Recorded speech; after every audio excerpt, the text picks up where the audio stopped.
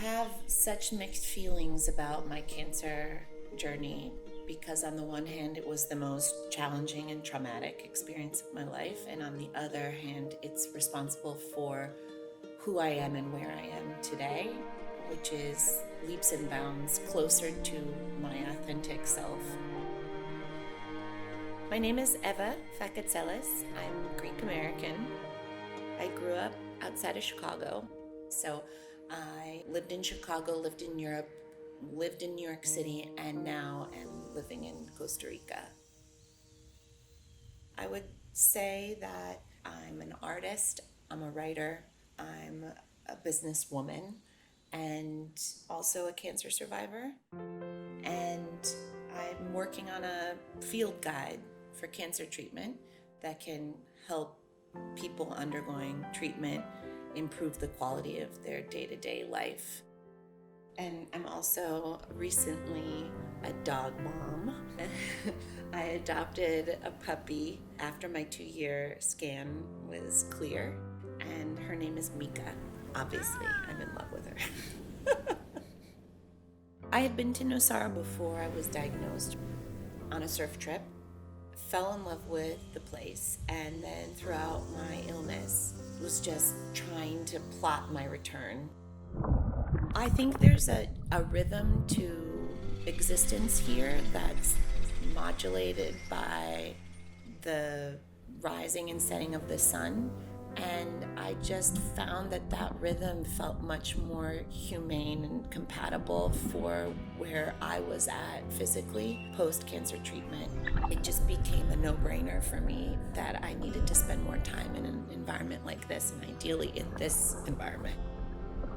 This project came about in a very typical Nosara magical realism fashion, which is that I was seeking and enter Lee Bailey. She is just an integral member of the Harmony team who I met at the hotel. And what she was really curious to understand was what's the best way that friends and family can support individuals going through treatment. And the fact that a lot of people feel lost and confused and could use a little bit of guidance on the subject matter. I thought about it for about an hour and started working on a creative brief soon after, which led to her inviting me to live at the Harmony as their artist in residence and work on a book sharing my experiences and communicating them in a really creative way that incorporated all of the elements of nature and healing and kind of hope. What has now been transformed into the practical and magical field guide to cancer. Honestly, it's made me feel supported. Being given an opportunity to let a project take on a life of its own gives more opportunity for serendipity and for magic and for inspiration. After the residency concluded, I realized how important it was to commit wholeheartedly to this project, as it had also renewed meaning for me in my life. Luckily, through my continued relationship and support from the Harmony, I was able to rent some studio art space from them, and that's become kind of the epicenter of creation for the remaining content of the book. I think this project has felt so supported from the beginning, and now in the context of the coronavirus pandemic, it continues to feel extremely relevant. The past 2 years have been about learning to live with the fear and the uncertainty and using it as a tool to improve my life, to help me take leaps of faith to do things that I've always wanted to do and put off or was afraid to do. And coronavirus, I think, is an opportunity for people around the world to restructure their priorities and make peace with uncertainty.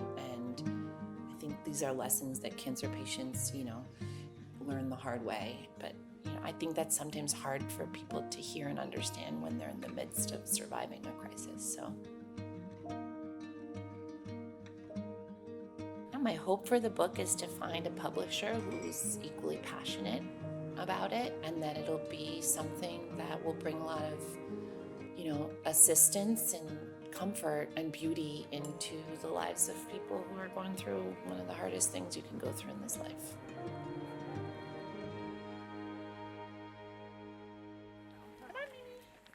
I think I wouldn't be where I am today, not only if it weren't for cancer, but if it weren't for the harmony and for the opportunity to process trauma and turn it into something that's about beauty and healing. So I'm eternally grateful for the opportunity they gave me and the support. And my hope is that I can kind of package a lot of that aspect of myself into this book, and then maybe hopefully let it go a little bit more, move forward, less defined as a cancer survivor, more just as somebody who had that experience.